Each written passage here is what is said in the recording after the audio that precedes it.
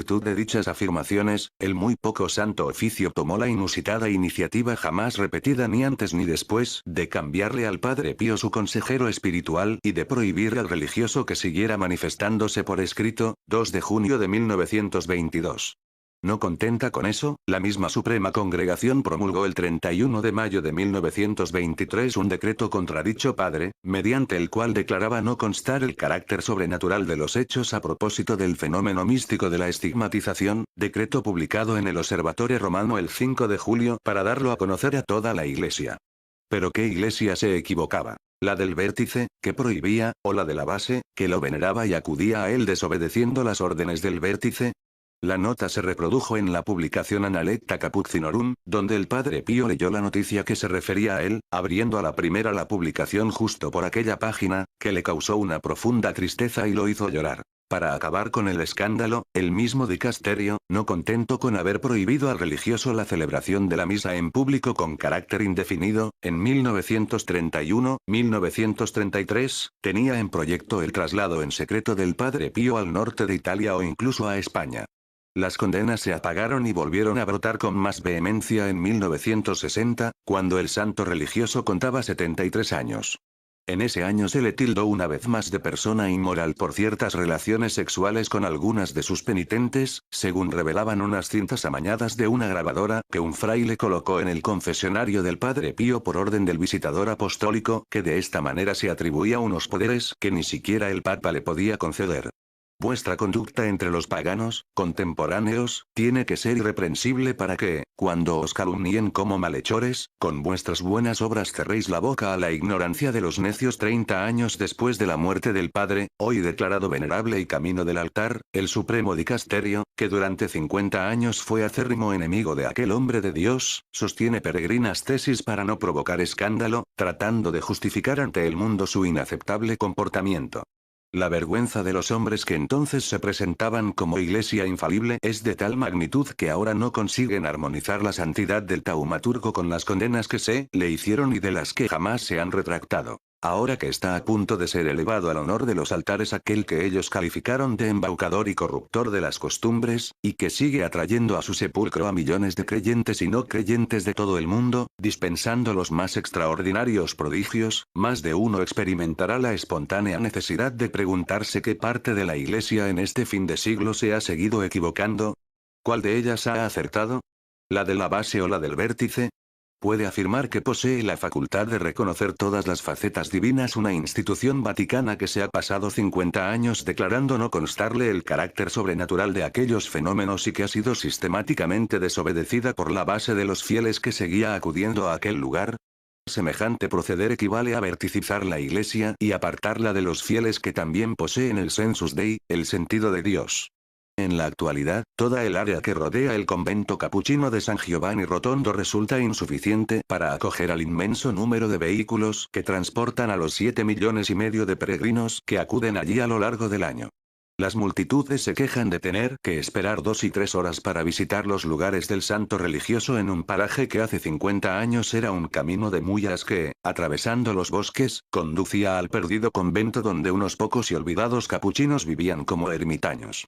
Hacia finales de los años 20, eran todavía muy pocas las almas que conseguían llegar a aquella ermita para confesarse y escuchar los consejos de aquel joven fraile estigmatizado y después se quedaban a dormir en alguna hospitalaria casucha de los alrededores. Una señorita de Cerignola había decidido pasar en aquel lugar 5 o 6 meses al año junto al Padre Pío, para que éste la dirigiera en su formación espiritual.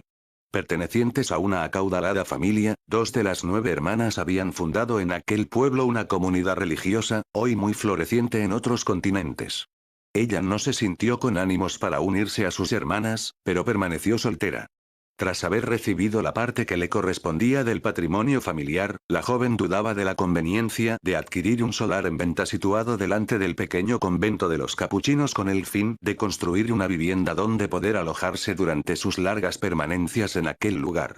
Le preguntó al Padre Pío, su director espiritual.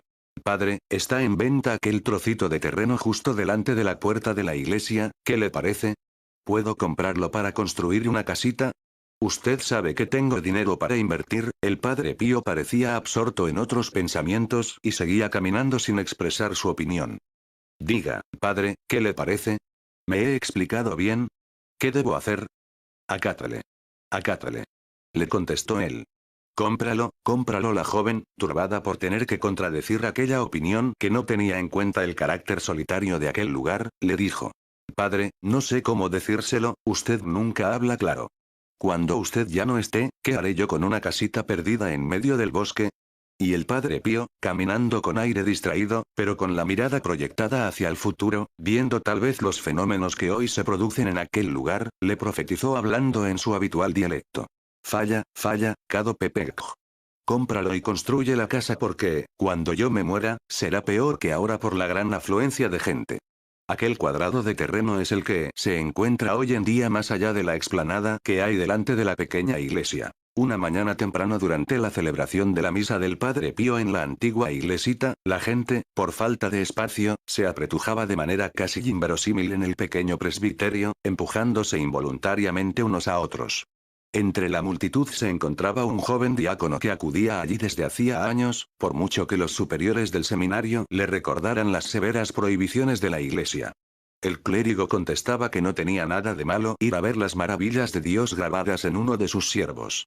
Sin embargo, ellos consideraban que su comportamiento era una falta de sumisión a las órdenes superiores, pues la obligación era obedecer a quienes necesariamente tenían que saber más que él al respecto. Besar la mano del Padre Pío cubierta de llagas no era empresa fácil.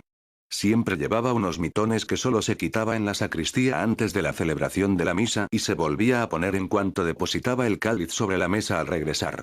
Estas eran las órdenes y él obedecía rigurosamente. Las disposiciones superiores solo hacían una excepción con el afortunado que conseguía estar a su lado en el instante en que él acababa de depositar el cáliz. El joven diácono, tal vez distrayéndose durante un momento litúrgico muy intenso, decidió recibir primero la comunión de manos del Padre Pío e ir después a darle las gracias en la sacristía, situándose en el lugar en el que el Padre Pío tenía que depositar el cáliz para quitarse las vestiduras, con el fin de poder gozar del privilegio de besarle la mano llagada sin mitones. Dicho y hecho. Y hasta allí todo salió bien. Pobre e incauto diácono. Nada más finalizar la misa, los que se apretujaban en el presbiterio inundaron como una marea la sacristía en medio de tantos empujones y tirones, que hasta sacudieron los pedestales de los santos. A pesar de que logró mantenerse firme contra el gentío, el diácono se vio empujado a aproximadamente 1,5 metros del padre, asediado por todos los que querían besarle la mano.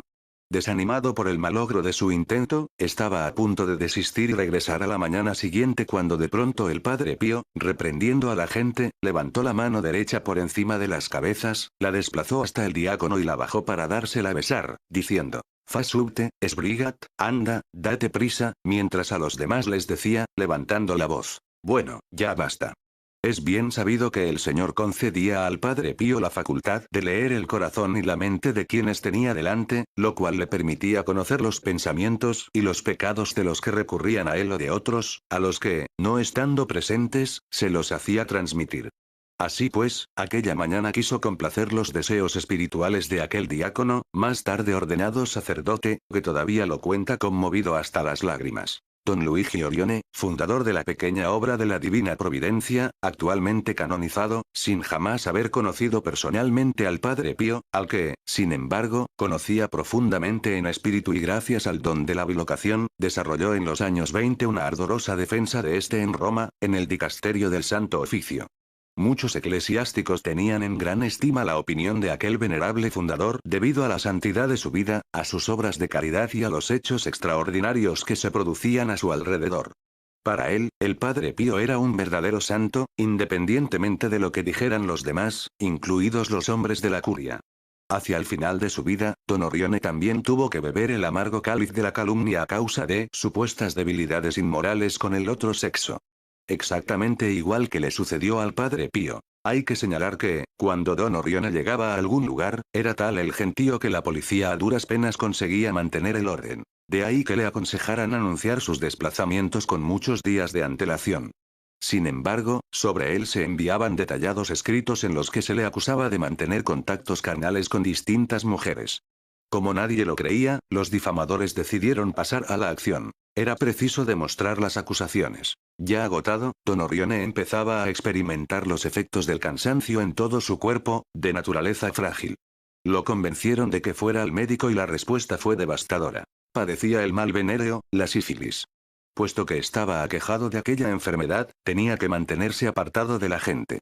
Lo colocaron bajo severa vigilancia en una casa de monjas de San Remo, donde pasó los últimos años de su vida. Allí murió sin comprender de qué manera le habían contagiado la sífilis, pues jamás había mantenido relaciones carnales con nadie. A pesar de que todo el mundo lo seguía apreciando como santo incluso después de su muerte, se dictaron órdenes draconianas con el fin de disuadir a quien pretendiera iniciar un proceso canónico sobre las heroicas virtudes de Don Orione. El mal que le habían contagiado lo desaconsejaba. Todo el mundo calló. Cuando ya nadie hablaba de él, un barbero de Mesina mandó llamar junto a su lecho de muerte a un sacerdote y a 2 testigos para revelar la verdad, oculta por la calumnia. En su calidad de barbero de los orionistas de Mesina que se habían trasladado a aquella ciudad tras el terremoto de 1908, también había cortado muy a menudo la barba y el cabello al fundador, Don Orione. Instigado y corrompido por un miembro de la congregación, el barbero accedió a hacer al venerable varón una pequeña herida aparentemente involuntaria en la nuca y, simulando desinfectarla, le aplicó el contenido de un frasquito que le habían entregado y cuyo contenido averiguó más tarde. Era pus sifilítico. Y ahora los 2 santos varones, Don Orione y el Padre Pío, declarados inmorales con pruebas fehacientes, están en la recta final desde el fango al honor de los altares. A la hora del ocaso el sol envía sus rayos más largos y pintorescos. Es bien cierto que los santos no se hacen con pincel, sino con espátula y cincel. Utilizar sin escrúpulos y desmesuradamente todo lo que beneficia al propio interés, manipulando hábilmente las bífidas expresiones y las sutiles calumnias, es para el filósofo Giambattista Vico la suprema astucia sustraída hábilmente al juego de la providencia para entregarla al del diablo. Y Dostoyevsky añade. Hay muchos hombres que jamás han matado y, sin embargo, son mucho peores que los que han matado 6 veces. Ciertos organismos eclesiásticos miran con sospecha y desconfianza, cuando no con abierta desaprobación y persecución, a estas almas tan extremadamente privilegiadas por el Señor en vida. Una vez muertas, se escriben sus biografías, se aprueban sus dones y se difunde su mensaje profético. La diferencia estriba en que los mortales comunes se debaten entre los problemas mientras que los santos viven entre las soluciones. En cuanto se hizo público desde Roma el comunicado de aprobación del milagro alcanzado por intercesión del Padre Pío, los medios de difusión informaron al mundo entero con la rapidez de un rayo de que éste sería elevado al honor de los altares como beato el 2 de mayo de 1999. Dios así lo quiso en contra de aquellos que tanto lo habían hostigado. Ay de vosotros, doctores de la ley, que construís sepulcros para los profetas a los que mataron a vuestros padres. Maestro, diciendo esto nos ofendes también a nosotros. Ay también de vosotros, en la medida en que la acción de Dios se inserta en nuestra vida, Él permite que nazcan espinas en nuestro camino como precio por el hecho de hacer más nuestros sus dones. El estilo de Dios siempre es así. Pero el que paga este precio no tarda en experimentar los efectos de la intervención divina, a pesar de los errores de los fariseos. 5 La cizaña en el trigo. La tabla de los 10 mandamientos es la balsa más grande que Dios haya arrojado jamás a los hombres para que puedan salvarse. Pero le queda un número infinito de chalupas que arrojar al mar en auxilio de otros nadadores en peligro. Sabemos que el contenido de los mandamientos es bueno porque emana de la infinita bondad de Dios. Sin embargo, Dios no puede encerrarse en el único bien finito y limitado de los 10 mandamientos, los cuales no son más que una pequeña parte de su yo infinito. De ello se deduce que el amor infinito de Dios rebasa necesariamente el amor del bien circunscrito en el Decálogo. Se da el caso de muchos que observan los mandamientos y, pese a ello, siguen estando muy lejos de Dios. Y también se da el caso contrario. Los obstáculos al amor son distintos en cada individuo. Cada persona tiene distintas debilidades, distintos vicios derivados de su patrimonio genético, de su índole, de su biografía, de su ADN. Hasta un reloj roto marca la hora correcta 2 veces al día. De igual forma, en cada uno de nosotros siempre hay una pizca de humanidad y un destello de conciencia. Por consiguiente, cada uno tropieza con obstáculos distintos y las dosis de culpa no se pueden medir tan solo en la balanza del Decálogo. Los pesos morales están en sus correspondientes platillos, el de su conciencia consciente y el de la paternidad divina. La moral no es un elemento estático, sino un proceso en el que los valores pasados se miden constantemente y se ponen a prueba en contextos de vida distintos. A veces, estos valores éticos se vuelven a examinar a la luz de la experiencia de la vida contemporánea. A veces se descubre que ya no resultan plenamente adecuados y hay que readaptarlos a la autenticidad del mensaje de Cristo que, no siendo jamás estático, es siempre original. En el primer concilio de Jerusalén los apóstoles escribieron en su carta a sus hermanos de Antioquía, Siria y Cilicia: el Espíritu Santo y nosotros hemos decidido no imponeros ninguna otra obligación más allá de estas cosas necesarias: que os abstengáis de las carnes ofrecidas a los ídolos, de la sangre y de los animales ahogados y de la fornicación. Haréis bien por tanto en guardaros de estas cosas. Sin embargo, en la actualidad ningún moralista impondría bajo pena de pecado grave semejantes prohibiciones, consideradas entonces necesarias y dictadas por el Espíritu Santo a través de la revelación apostólica. El concepto de las buenas costumbres es más dinámico que estático y en él intervienen en distintos grados múltiples elementos de principio y de praxis, de ideologías y de ambientes, de tradiciones y de técnica, de humanidad y de ciencia, de progreso y de involución, de orientaciones y de conductas. El Señor se sirve también de la miseria, dice el sacerdote Primo Macciolari. Nosotros ignoramos hasta qué extremo un pecado nos aparta momentáneamente de Dios y dónde establece los cimientos del puente para el camino de vuelta, y Einstein afirmaba a su manera su creencia en un Dios grande y misericordioso que piensa en todo, y se ocupa de todo y cuya santidad es ajena a la morbosidad de inspeccionar como no sea más que de pasada los testículos del hombre. San Isaac Siro llegó a decir: Dios no es justo sino amor sin límites. Y Esteban Aptandilian, obispo armenio de Tiflis, enseñaba en 1789. Una tácita tolerancia en cuestiones morales, reprehensibles, pero no inquietantes en conciencia, puede ser en la práctica más ventajosa que una estéril enseñanza pastoral prohibitiva. De hecho, el Evangelio enseña que si se arrancara inoportunamente una cizaña enraizada desde mucho tiempo que no ha dañado el trigo que tiene al lado, ello podría dar lugar al desarraigo del trigo y a la esterilización del campo. En cuyo caso no conviene inquietar las conciencias de los hombres. La lección de San Bernardo. Cada papa tendría que aprenderse de memoria y recitar cada mañana lo que San Bernardo, 1090-1153, escribió a su discípulo cisterciense, convertido en pontífice bajo el nombre de Eugenio III, quien le pedía consejo como maestro, para llegar a ser un buen papa. Si, además, el pontífice reinante viniera de lejos y no tuviera la menor idea de los movimientos telúricos de los cimientos de la curia romana, debería recitar con la misma frecuencia que el breviario lo que escribió Bernardo en su consideración cuarto. Eugenio III, 1145-1153, a quien jamás se le hubiera ocurrido la posibilidad de convertirse en papa, había elegido la rígida soledad del claustro de los cistercienses para no hundirse en las ataduras mundanas que ya entonces debilitaban a la Iglesia de Roma. Era uno de los mejores discípulos de San Bernardo, llamado también Bernardo, miembro tal vez de la familia de los Paganelli de Montemagno, en la comarca de Asti. A su muerte se le otorgó el culto de beato, confirmado en 1872. San Bernardo solo accedió a privarse de él para ofrecerlo a la Iglesia con el fin de que la reformara. Y, cuando su discípulo se convirtió en papa, lo siguió considerando alumno suyo y le impartió las más severas y duras lecciones de vida que se puedan imaginar. Reproducimos aquí los pasajes más destacados, no para tranquilizar a los protagonistas que están provocando la degeneración de la curia y de la Iglesia de esta época, sino para exhortar a los reformadores a emprender la tarea que pedía la Virgen de Fátima. Ahora hay que reflexionar acerca de las cosas que te rodean. Estas también están subordinadas a ti, pero, precisamente porque las tienes más cerca, resultan todavía más molestas. En efecto, no podemos descuidar las cosas que nos rodean ni fingir que no las vemos o que las hemos olvidado. Estas persiguen con más ímpetu, atacan con más furia y cabe temer que nos dejen reducidos a la impotencia.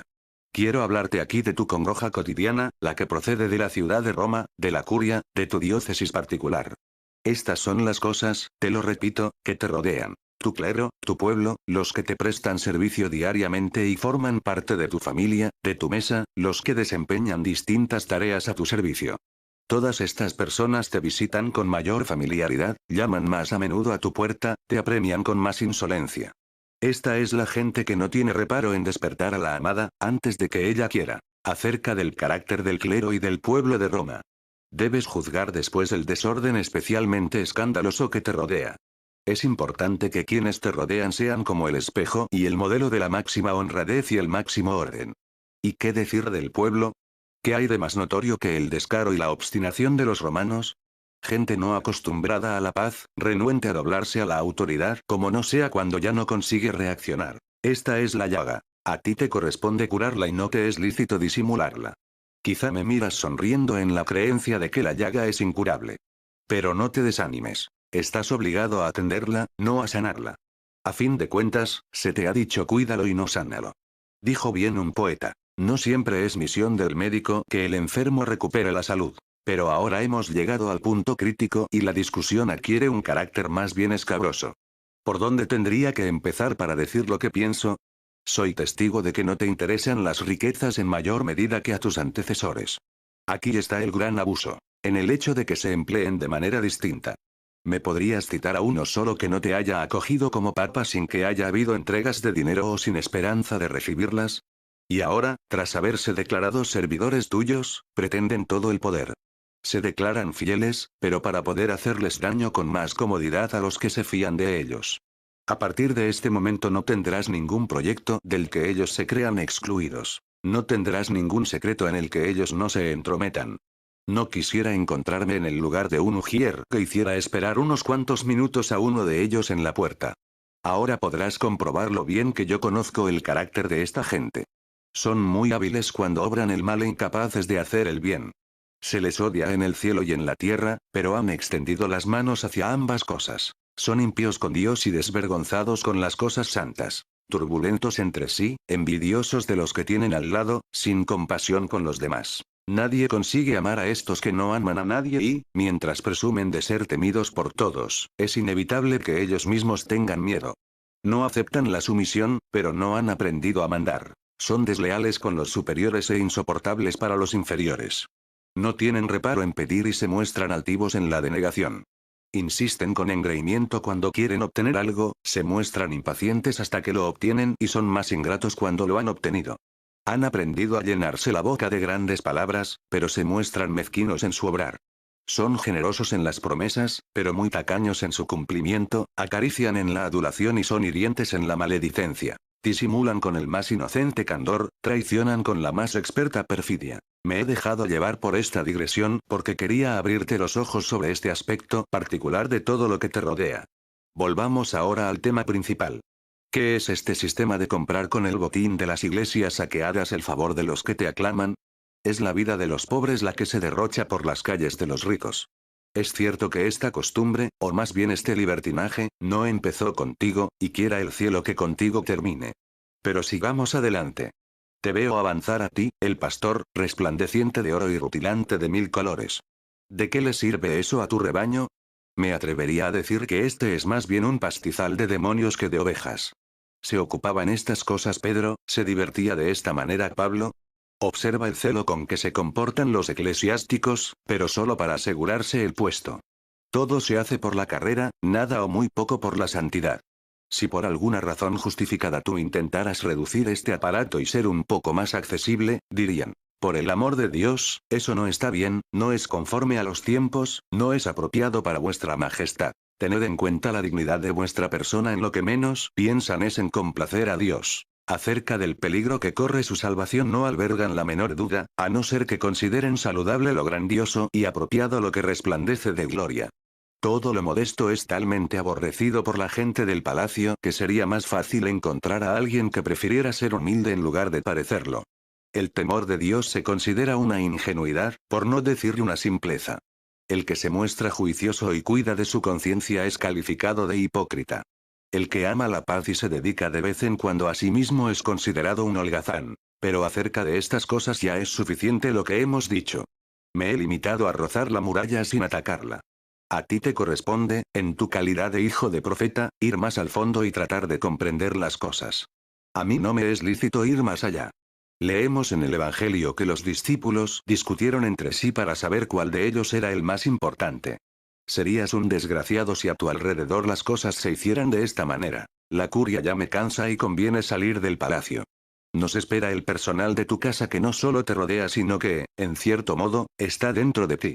No es inútil reflexionar acerca de los medios y las maneras de reordenar tu casa. Incluso diría que es necesario, siempre y cuando no descuides los asuntos de máxima importancia para empequeñecerte en cuestiones de intendencia, perdiéndote casi en minucias. Sin embargo, aunque hay que atender a las cosas grandes, no se pueden descuidar las pequeñas. Tienes por tanto que buscarte a un hombre que se esfuerce y haga girar la rueda del molino por ti. Y digo por ti, no contigo.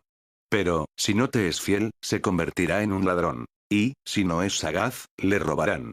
Hay que buscar por tanto a un hombre fiel y sagaz para ponerlo al frente de tu familia. Quisiera que establecieras como norma general considerar sospechoso a quien tema decir en público lo que susurra al oído. Y si, además, se niega a repetirlo delante de todos, considéralo un difamador y no un acusador. Aceptamos más fácilmente las pérdidas de Cristo que las nuestras.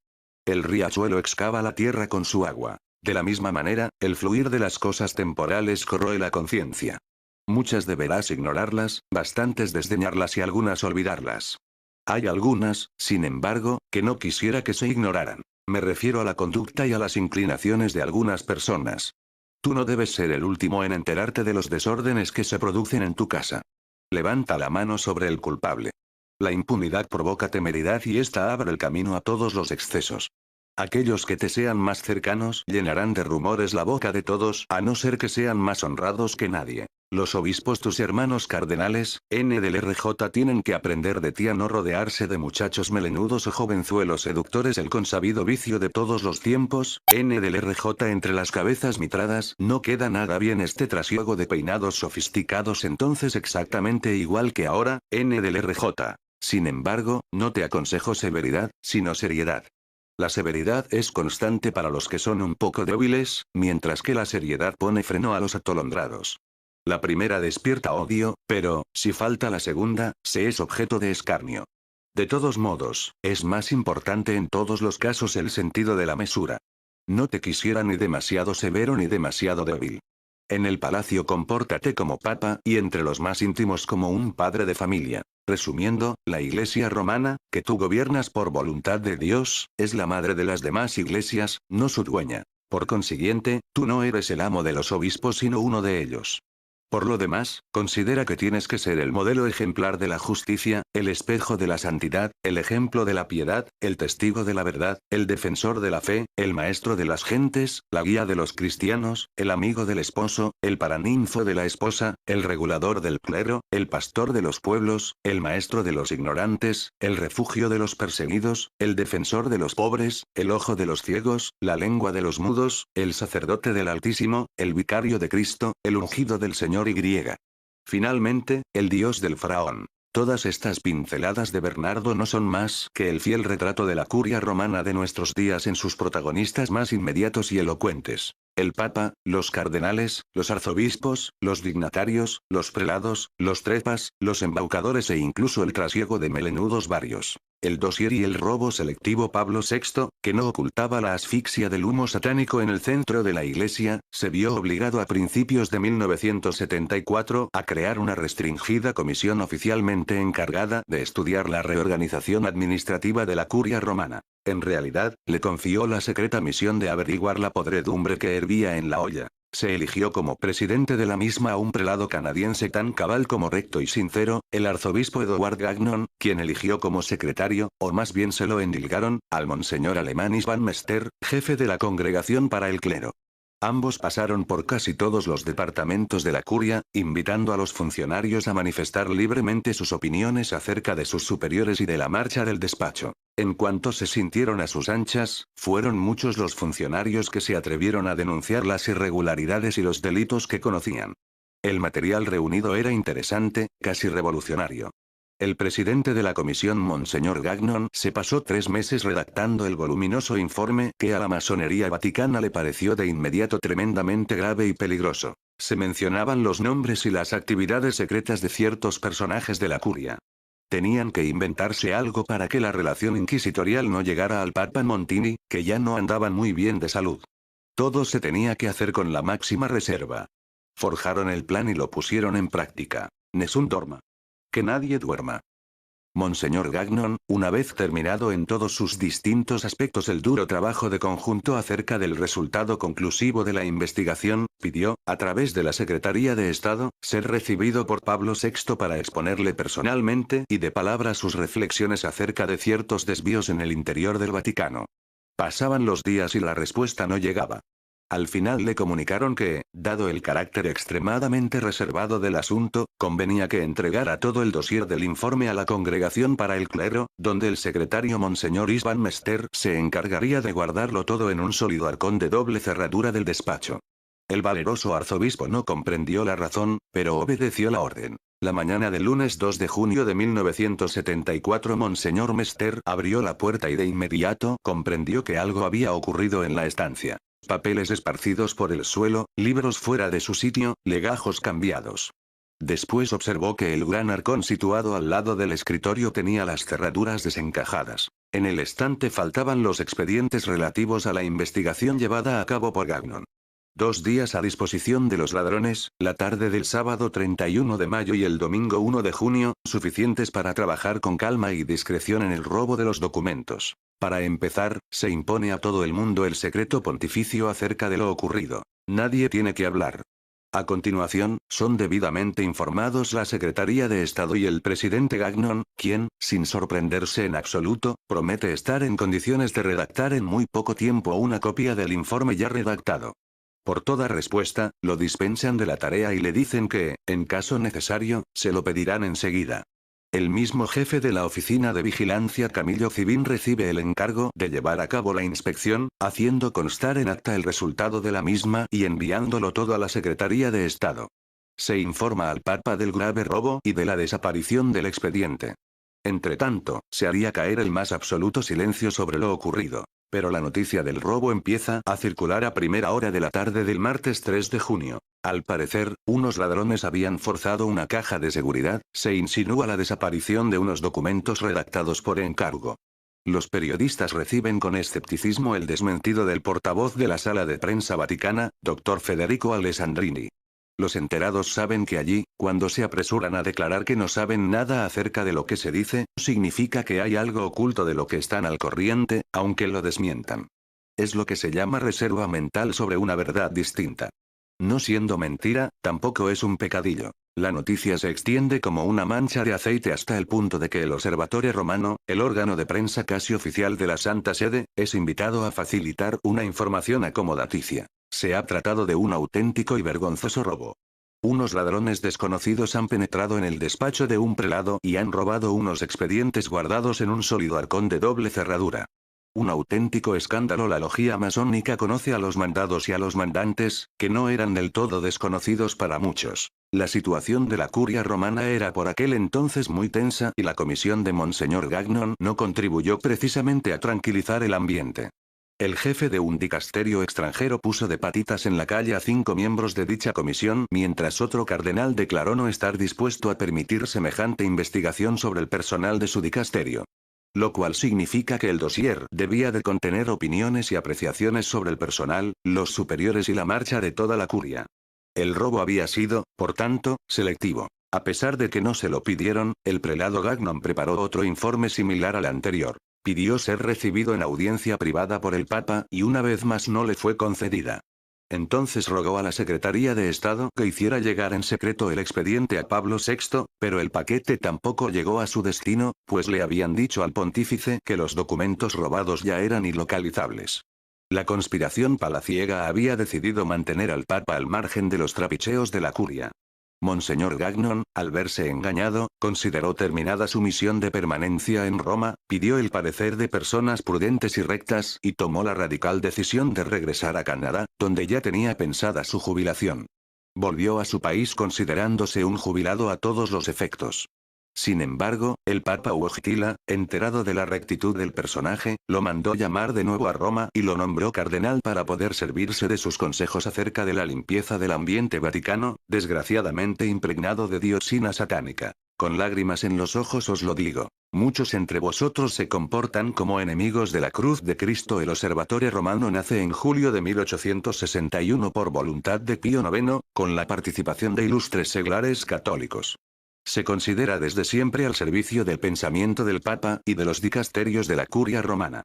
Se lee en todo el mundo por lo que dice y sobre todo por lo que calla. 6. La cuna del poder Vaticano. En el último consistorio del siglo XX, al entregar el birrete y el anillo a los 20 nuevos cardenales elegidos por él, Juan Pablo II les pidió en presencia de todo el mundo que lo ayudaran a llevar el mismo timón de la barca de Pedro, ya consciente de que todo se le escapaba de las pocas fuerzas que le quedaban para gobernarla.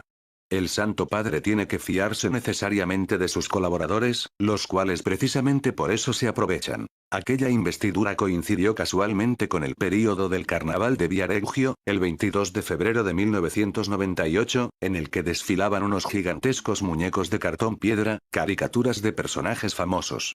El quinto poder, el de la información y la comunicación, con el don de la ubicuidad, pasaba con indiferencia a representar en la pantalla los ridículos rostros de las carrozas alegóricas, en compañía y competencia con los sonrientes rostros de los satisfechos cardenales de buen ver, antiguos y nuevos, con quienes se intercambiaba cordiales visitas de amistad. Con aquel discurso, el pontífice exhortaba en el fondo a todos los cardenales y dignatarios de la curia a convertirse, pues a la iglesia actual no le sirven para nada unos personajes alegóricos que se pasan los 365 días del año exhibiéndose triunfalmente por ahí como unos carísimos muñecos morados por fuera y huecos y vacíos por dentro. El teatro y la vida no son lo mismo, se canta en la ópera I Pagliacci. Y Dante lo repite como un eco, diciendo, y ellos a mí. Oh, criaturas necias, qué gran ignorancia es la que os ofende. Un párroco romano, granuja y sincero como pocos, guarda unos actualizados ahorros para zarpar hacia playas más seguras por si, en algún momento, llegaran a sus oídos los rumores de la persecución, pues no se siente llamado a defender a la Iglesia hasta derramar su sangre en lugar de los cardenales y los prelados de la curia cuyo purpúreo color los debería inducir a dar este testimonio. El papa más grande del futuro será el que tenga el valor de eliminar del taller de la Iglesia todos los maniquíes revestidos de púrpura que hoy embellecen el aula del colegio cardenalicio. Siempre y cuando sea muy cauto, pues cabe la posibilidad de que Satanás lo expulse primero a él que a los del colegio, con algunos de los cuales mantiene muy buenos tratos. Según el dicho inglés, los hijos medianos, los nacidos entre los primeros y los últimos, lloran más que sus hermanos para conseguir más. Se trata de todo un entramado de tráfico de influencias que el Papa conoce perfectamente, pero no tiene el valor de utilizar el látigo para expulsar de la curia a los intrigantes. Ha comprendido que el juego se le está escapando de las trémulas manos, y su pulso es demasiado débil para eliminar a estos entrometidos que él mismo ha revestido de tanto poder. Con su innata socarronería, finge apreciarlos por lo que no son. Pero, ¿qué puedo hacer? Le confiaba Juan Pablo II a un polaco de confianza. Son demasiados los culpables y están demasiado encumbrados. No puedo destituirlos a todos y en tan poco tiempo. La prensa hablaría demasiado ya. La cuestión puede esperar. Lo importante es que entre tanto no estalle el escándalo. El Papa Wojtyla, echando mano del anuario pontificio, se apunta los nombres y apellidos de toda la camarilla de cardenales y dignatarios intrigantes, omnipresentes en todos los dicasterios de la curia. Achille Silvestrini, Pio Laghi, Vincenzo Fagiolo, Luigi Poggi, Cario Furno, Gilberto Agustoni, Dino Monduzzi, Giorgio Mejía, etc., los cuales han heredado y siguen ejerciendo el poder que antaño perteneciera a Baggio y Casaroli.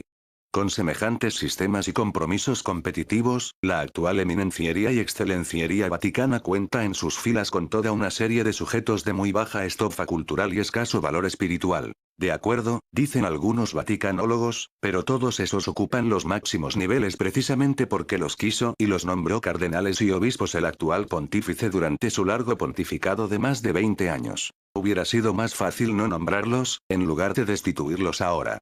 A todos los papas se les dirige la advertencia que Santa Catalina de Siena, 1347-1380, dirigía a su dulce Cristo en la tierra. He sabido aquí que habéis nombrado unos cardenales. Creo que el honor de Dios exige que cuidéis de elegir siempre a hombres virtuosos, lo sabéis mejor que nosotros. Lo contrario redunda en gran deshonor para Dios y en daño para la Santa Iglesia. Rezo para que obréis con energía en lo que tengáis que hacer bajo el temor de Dios.